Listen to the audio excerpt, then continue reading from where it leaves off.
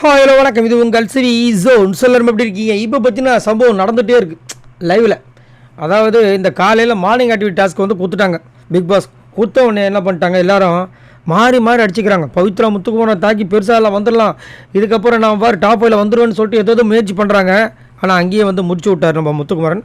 இப்போ பார்த்தீங்கன்னா மஞ்சரி வந்து பேசக்கூடிய விஷயங்கள் வருது. அதில் அழகாக சொல்கிறாங்க, சூப்பராக சொல்கிறாங்க. என்னென்னா, வேலை செய்பவர்களாக இவங்களை காட்டிக்கிறாங்க அப்படின்ற மாதிரி அந்த கேள்விக்கு நான் பதில் சொல்கிறதுக்கு முன்னாடி, வேலை செய்கிற மாதிரி காட்டிக்கிறவங்கள நான் ஓபி அடிக்கிறாங்கன்னு சொல்ல மாட்டேன்.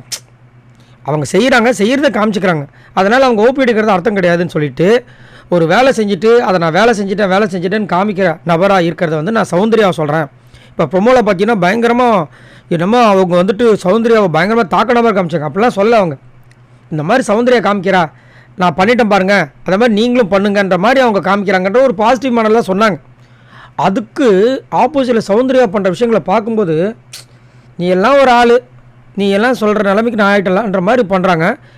நீ யார் என்ன சொல்கிறதுக்கு, நான் ராஜா அப்படின்ற மாதிரி மண்டே அப்படி ஒரு பண்ணுவாங்க பாருங்க, சிலுப்பாக பாருங்க.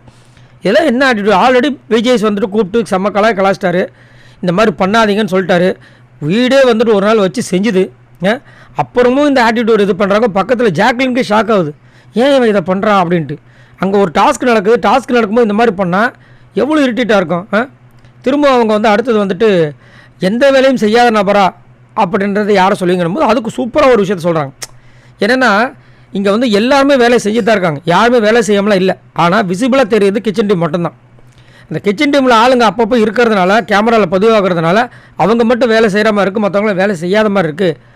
அப்படி வேலை செய்யாதவங்க யார் அப்படின்னு கேட்டிங்கன்னா, அதில் வந்துட்டு ஒரு 2 பேர் நான் சொல்லுவேன்.